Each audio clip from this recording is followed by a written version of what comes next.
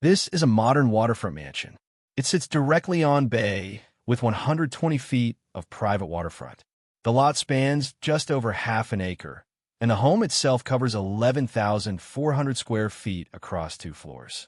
It has 6 bedrooms, 8 bathrooms, a private dock, an infinity pool, and a rooftop terrace that overlooks open water. Everything you're about to see is a fictional design, created to explore what a truly exceptional modern home could look like at this level of luxury. Let's go inside. The exterior is designed in a style that's often called tropical modernism. Clean, horizontal lines with large overhangs, floor-to-ceiling glass, and natural materials used throughout. The facade is a combination of white textured concrete and warm teak wood panels. The front of the property is accessed through a private gated driveway. The driveway is paved in large-format gray porcelain tiles, flanked on both sides by manicured tropical landscaping, tall palm trees, low-lying tropical shrubs, and ground-level lighting that outlines the path at night. The front door is oversized, roughly 11 feet tall, matte black steel frame with a pivot hinge. When you walk through that front door, the first thing you see is water. The entry is open and unobstructed. There's no wall, no partition, nothing breaking the sight line from the front door to the back of the property. The living area, pool, and Biscayne Bay are all visible from this single point. The foyer floor is large format white Calacatta marble, 48 by 48 inch slabs, book matched so the veining mirrors itself across each pair of tiles. The foyer has a double height ceiling, approximately 22 feet. Directly ahead, the main living space. The main living room is the centerpiece of this home. The space is roughly 45 feet wide and 28 feet deep, with 14-foot ceilings. The entire rear wall, the wall facing the bay, is floor-to-ceiling sliding glass. 8 panels in total. When fully opened, the living room becomes an open-air space that connects directly to the pool terrace. The furniture layout is straightforward and considered. There's a large sectional sofa in an off-white performance fabric, L-shaped, low profile, maybe 14 feet across the long side. In front of it, a marble coffee table. On the opposite side of the room, facing the sofa, is a floor-to-ceiling feature wall in honed black granite. Set into it is a linear gas fireplace, 8 feet wide, recessed cleanly into the stone. Above the fireplace, there's an integrated flush mount, sitting perfectly within the granite panel. The ceiling has a deep recessed cove running the full perimeter of the room. The lighting is indirect, warm white LEDs hidden in the cove that wash the ceiling and upper walls in soft light. There are no visible fixtures anywhere in this room. Everything is either recessed or hidden. From the sofa, you're looking directly at open water. On a clear day, you can see across the bay. At night, the city lights on the far shore reflect off the water. There's no view like this anywhere else in this home, and this home has a lot of great views. The kitchen sits to the left of the main living area. It's not separated by a wall. It flows directly from the living room with only a change in ceiling height to define the transition. The kitchen ceiling drops to 10 feet, creating a more intimate scale compared to the living room. This is a very large kitchen, about 28 feet long with a 14-foot island at the center. The island is a single slab of Calacatta Viola marble, white background with bold purple and gray veining. The seating side has a 12-inch overhang with 4 backless bar stools in brushed brass. The cabinetry is floor-to-ceiling on the back wall, flat front, matte warm white lacquer, with integrated push-to-open hardware. No handles visible anywhere. The appliances are fully integrated behind matching panels, 2 dishwashers, double refrigerator columns, and a built-in coffee system. The cooking side of the kitchen features a 60-inch professional range in matte black. Behind the range, the backsplash is a single slab of fluted white stone. Between the kitchen and the living room, slightly offset, is the formal dining area. The dining table is 14 feet long in solid white oak. A single piece, no joints, no seams. It seats 12 comfortably. The chairs are upholstered in a warm, sand-colored boucle fabric with solid oak legs. Minimal, clean, comfortable. Above the table, 3 pendant lights hang in a row. They're suspended at varying heights, the center one lower, the flanking ones slightly higher, creating a gentle arc. The light through the smoked glass casts a warm amber tone across the table. One wall of the dining room is a full-height glass panel looking out onto a private garden courtyard, a quieter interior garden with a single large ficus tree, white gravel, and soft ground lighting. It gives the dining room its own distinct view separate from the water-facing spaces. There is one guest suite on the ground floor, designed to function almost like a self-contained unit, with its own entrance from the side of the property, its own living area, and direct access to the garden. The bedroom is around 600 square feet. The bed is centered on the main wall, flanked by 2 built-in bedside niches with integrated lighting. The headboard wall is clad in a warm walnut veneer that runs from floor to ceiling, framing the bed. The ensuite bathroom is 220 square feet. The floor and walls are all the same material. Large format crema marfil limestone in a matte-honed finish. It's monolithic, calm, and easy to photograph well. There's a freestanding soaking tub positioned directly in front of a window that looks into a private enclosed garden. The double vanity is in a warm walnut with stone countertop, undermount sinks, and matte black fixtures. The walk-in shower is frameless glass, with a ceiling-mounted rainfall head and a linear drain flush with the floor. Back in the foyer, the staircase. It's a floating design, cantilevered from the left wall, with no visible support structure underneath each tread. The railing is a continuous single pane of tempered glass running the full height of the staircase. The glass is completely seamless. At the top of the staircase is a wide upper landing. It functions as a secondary lounge or study area. There's a built-in reading bench running along the wall that faces the staircase, with storage below and a row of recessed shelving above. The landing overlooks the foyer through the open double-height void, so from up here you can look down through the house and out to the water. It's one of the better vantage points in the home. The primary bedroom occupies the entire left wing of the second floor, including the bathroom, walk-in wardrobe, and private terrace. The bedroom itself is around 900 square feet. The ceilings here are 11 feet.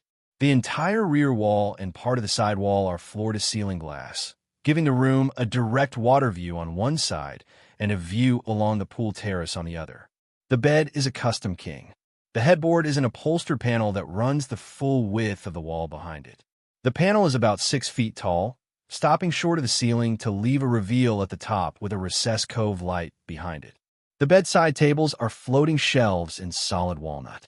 Integrated into each shelf is a small LED strip. The floor is the same wide plank white oak as the ground floor living area. The ceiling has a large central coffer, a recessed rectangular panel about 10 feet by 7 feet, with a linen-wrapped surface inside the recess, which absorbs sound and adds a subtle softness to the room's overall texture. To the right of the bed, sliding glass doors open onto the private terrace. This terrace is about 600 square feet. It wraps around the corner of the master wing, so it has views in 2 directions. There's a pair of teak sun loungers, a small outdoor dining table for 2, and a wall-mounted infrared heater for evenings. From the terrace, you're looking directly over the infinity pool below and straight out to Biscayne Bay. The primary bathroom is entered through double frosted glass doors from inside the bedroom. It's 650 square feet, which is large, even for a home at this price point. The freestanding bathtub is positioned directly at the window wall, floor-to-ceiling glass, 8 feet wide, overlooking the water.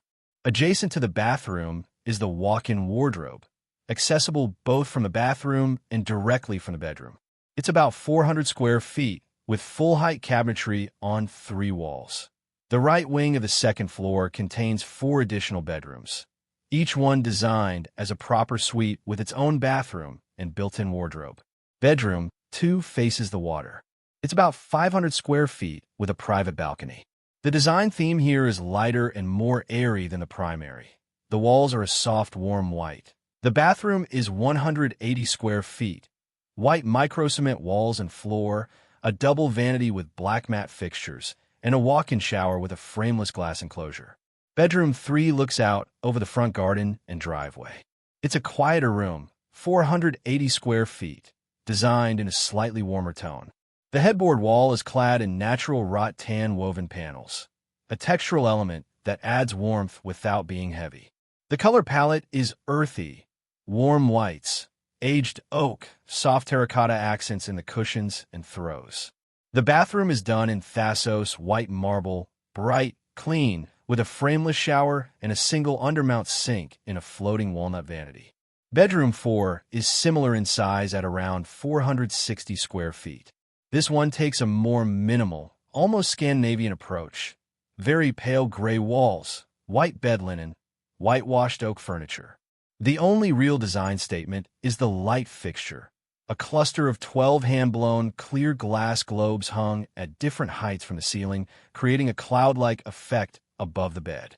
Bedroom 5 is the corner room. It has windows on 2 walls, which gives it more natural light than any other room in the house except the primary. It's about 520 square feet and is designed as a more gender-neutral, versatile space that could function as a guest room or a junior suite. The palette is a cool neutral, light concrete effect walls, white oak floors, dark charcoal linen bed, and matte black fixtures throughout. The outdoor living area is where this home really separates itself. Step through those sliding glass panels from the living room, and you're on a 60-foot wide covered terrace, partially shaded by the second floor overhang above. The terrace floor is the same large format gray porcelain from the driveway, seamless indoor-outdoor continuity. The pool runs the full width of the terrace, 60 feet long by 16 feet wide. It's an infinity edge design. The far edge of the pool is level with the horizon line of the bay.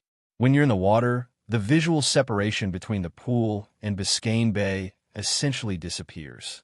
The pool finish is a deep blue-gray glass mosaic tile. At different times of day, it reads completely differently. Slate gray in the morning, electric blue at midday, almost black at dusk.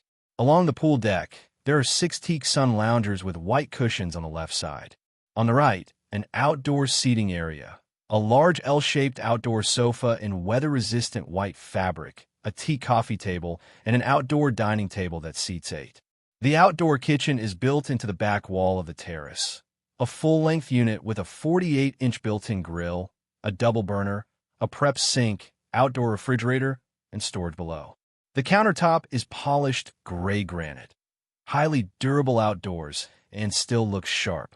At night, the pool is lit from below with a series of underwater LED lights. The entire pool glows from within. Combined with the terrace lighting and the city lights across the water, the outdoor space at night is the best version of itself. At the rear of the property, down a short flight of travertine steps from the pool deck, is the private dock. The dock stretches 40 feet into Biscayne Bay with capacity for 2 vessels. There's space for a large out on the main slip and a center console or smaller powerboat on the secondary slip. The dock is constructed in composite decking, the same warm teak tone as the exterior wood panels on the house, so the materiality connects visually from the facade to the dock. Standing at the end of the dock looking back at the house, you see the whole property at once. The full facade, the glowing pool, the lit terrace, the palm trees framing either side. This is the perspective that makes it clear why waterfront property at this level commands the price it does. The rooftop terrace sits above the second floor on a flat section of the roof, about 1,200 square feet of usable space. The access is through a full-height glass and steel stairwell structure that emerges from the second floor hallway. The stairwell is itself a design feature, a glass box on the roofline that glows at night. The terrace is designed simply. Artificial turf covers the majority of the surface. It's practical, soft underfoot. Along the perimeter, there are low concrete planters filled with tropical grasses and succulent varieties that thrive in full sun. The seating area is at the water-facing edge, a low-slung outdoor lounge set in weatherproof gray fabric, a built-in concrete bench along one side, and a freestanding fire pit in the center. The fire pit is a round concrete bowl about 3 feet in diameter with a gas insert. Clean, controlled, no smoke. The views from up here are unobstructed in every direction. The bay to the east, the city sprawling out to the north and south. At sunset, this is arguably the best spot in the entire home. No home at this scale functions without proper back-of-house spaces, and this one handles them well. So that's the full picture of this new waterfront mansion. 11,400 square feet, 6 bedrooms, 8 bathrooms, an infinity pool on the water, a private dock for 2 boats, a rooftop terrace with unobstructed bay views. What sets this design apart isn't any single feature, it's the consistency. The same material palette runs through the entire home. The white oak floors, the Calacatta marble, the brushed nickel and matte black fixtures, the warm walnut accents. Nothing fights for attention. Everything reinforces the same idea. Quiet, considered luxury. The layout is honest. Every room serves a clear purpose, has a clear view, and connects logically to the spaces around it. The outdoor areas are genuinely usable, not just decorative. This is exactly what modern luxury on the water should be. If you want to see more homes like this, villas, bungalows, urban penthouses, desert estates, this channel is where we build them. Subscribe to Forma Homes, and we'll see you in the next one.